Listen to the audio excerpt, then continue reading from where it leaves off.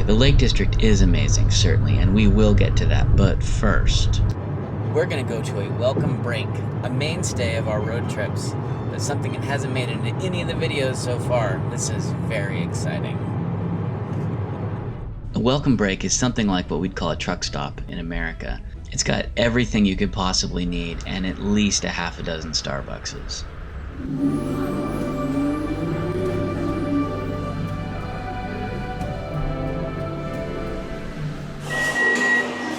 It's good.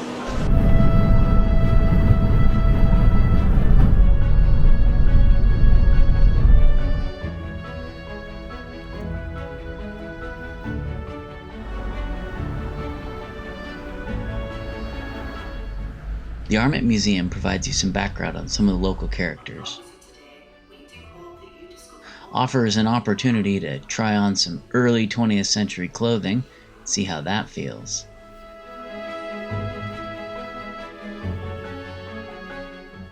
Provides a glimpse at some lesser known but exceptionally cool Beatrix Potter watercolors, including these mushrooms and some artifact illustration, which I found particularly exciting.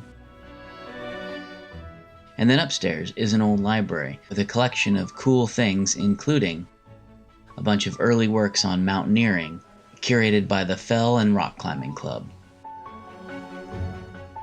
Most of the quaint old buildings and structures that you see when you tour the Lakes District all date from the mid-19th century, and that is no coincidence. Romantic artists and poets like William Wordsworth, who lived in this place, Dove Cottage, first popularized the idea of enjoying nature for nature's sake.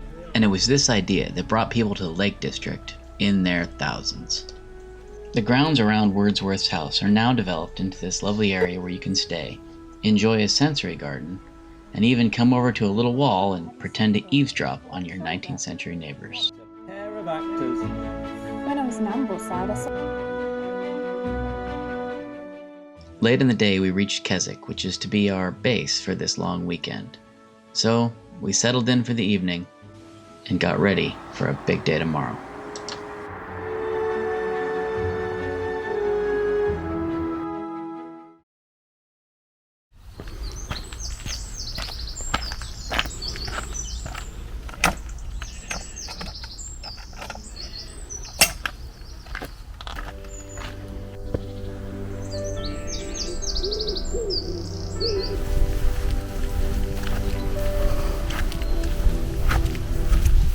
First stop Saturday morning is Castle Rig Stone Circle. We got out here early, and so we have the place to ourselves. It's cool. It's a lot like many of the other stone circles that we've seen, but I understand this one to be particularly old, 5,000 years, something on that order. What jumps out at you about this one is that it's a comparatively small circle with large rocks, and it is set in a stunningly beautiful location.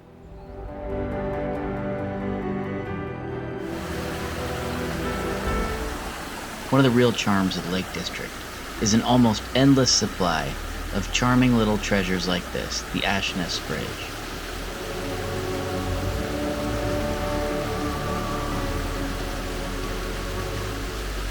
A short walk up the hill brings you to another delightful spot. This one's called Surprise View. Surprise!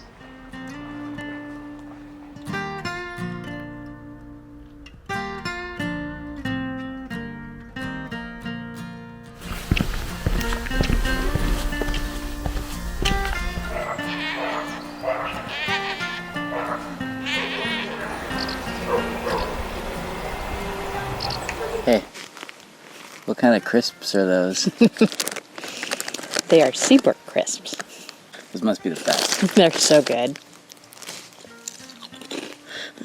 An extraordinary amount of the Lake District is owned and managed by the National Trust, which means free parking all over the place for members. Including here, the Boulder Stone, a large rock probably left by a glacier that's been attracting tourists since the 19th century. Now also attracting climbers with their obnoxious drone.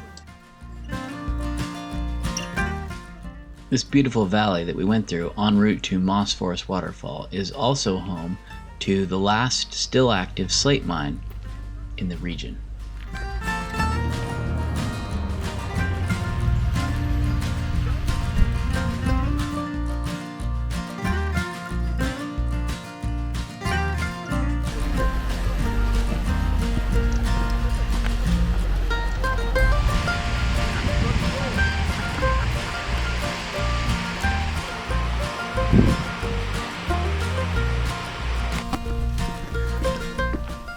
And the last big thing on our agenda for this day is a hike up the easiest of all the fells, Catbells. I use the word easiest relatively. We're still looking at more than 1,000 feet of vertical elevation and a couple hours of just hiking uphill.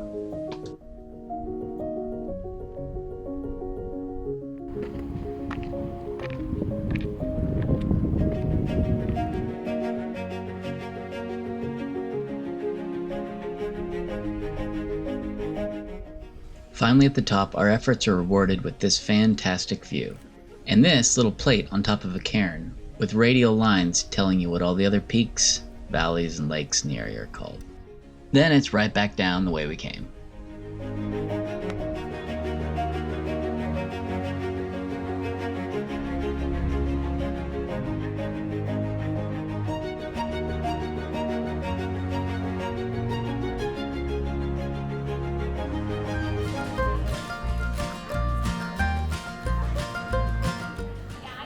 Back in Keswick, we popped into the famous Dog and Gun pub for a quick beverage,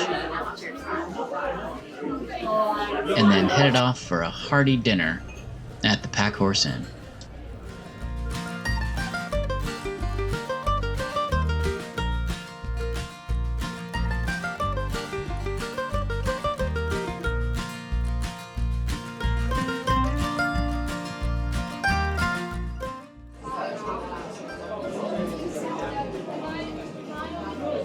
That's good.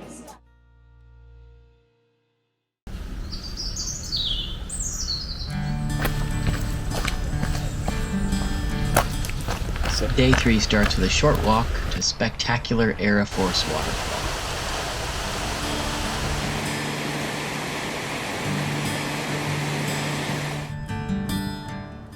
Then it's down to Glenridding to catch the Ulsswater ferry and see the lake up close.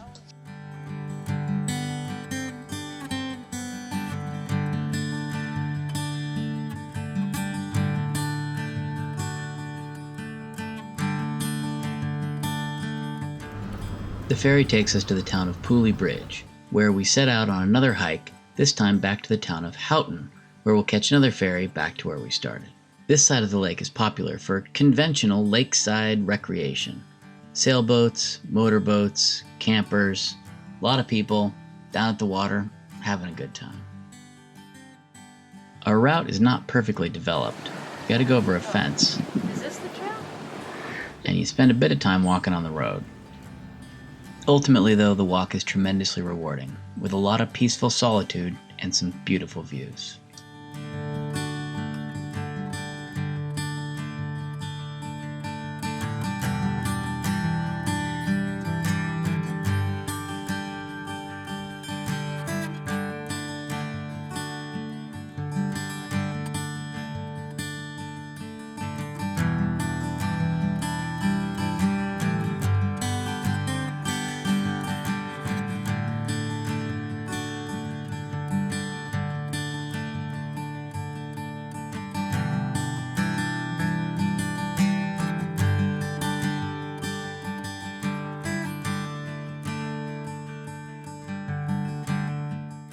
Finally, on our way out of town, we stopped by Beatrix Potter's old house, now managed by the National Trust, called Hilltop.